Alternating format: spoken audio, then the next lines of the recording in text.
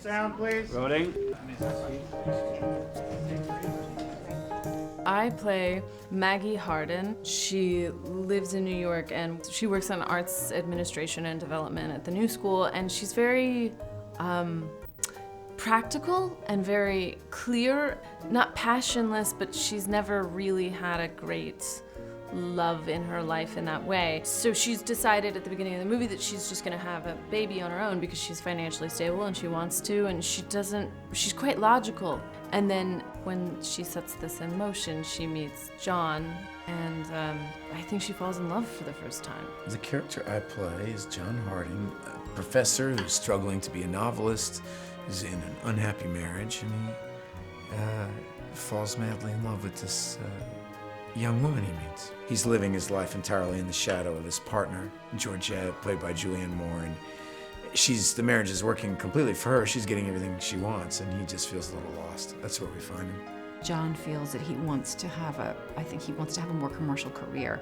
They end up getting divorced, and then Georgette oddly has sort of a breakthrough commercially and ends up being very successful. The divorce you feel like is probably acrimonious, but then they end up staying in touch as parents and friends and as colleagues, as work colleagues. And Georgette, I think, has never stopped loving him. I think always wants him back, and when she's presented with the opportunity, she seizes it. It's about all these people falling in love and falling out of love and finding each other again, and nothing is perfect or cliched. And I think there was something, I just never read anything like that before. The idea of a woman wanting to have a child and not having a partner. When I read it, it didn't really strike me as, by God, this is modern. It was sort of like, yeah, this is what people are finding all different ways to achieve what they want in terms of family.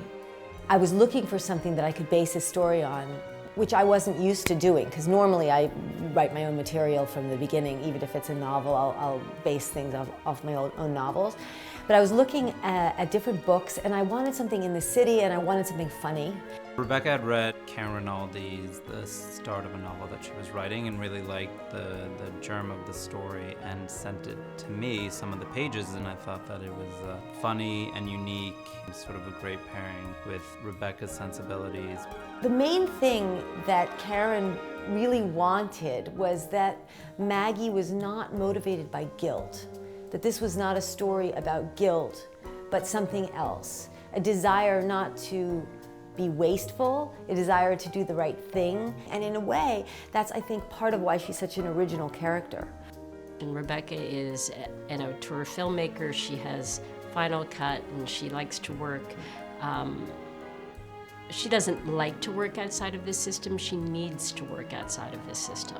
The plan, like with a lot of independent films, is to put a package together and then figure out how much, the film can be made for, and to try to keep it manageable so that you have the artistic freedom that this type of film warrants. In terms of sending it to actors, we really went targeting people that we knew would be right for the parts. When they approached me with this, I paid special attention.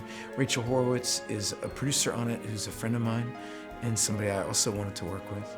And then throw into it two of the best actresses working today. It was a pretty straightforward decision.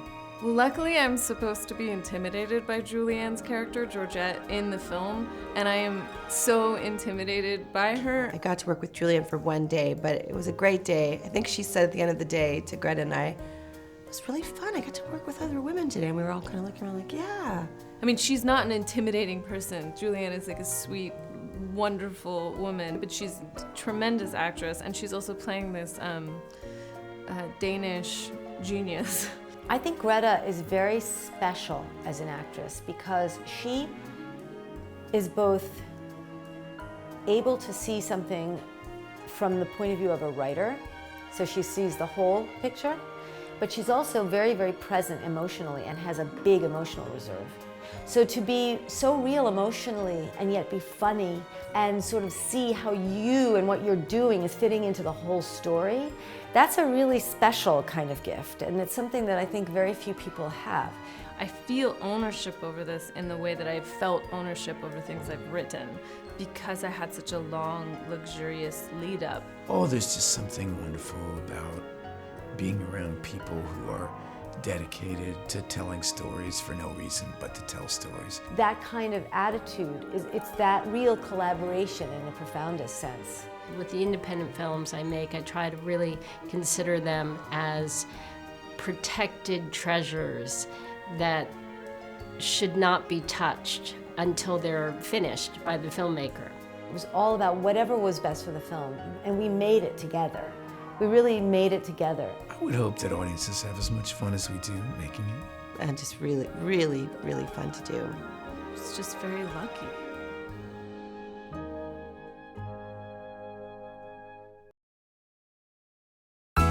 ニューヨーク、恋愛ベタでも母親になりたいマギーの前に現れたのは、モテ男のジョン。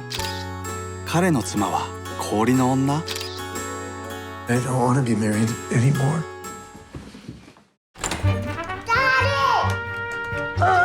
Well, we're all here now. Maggie? Oh. I want to say thank you for taking such good care of the children while I was gone. Such deep oatmeal. I thought I was rescuing. マギーが夢見た幸せはどこへ？ I realized, well, it's obvious that you're still in love with him. Something so stupid. こんがらがった3人の幸せのために So sorry. マギーは夫を元の妻に返すという突拍子もない計画を持ちかける。 I'm in. マギーズプラン、幸せの後始末。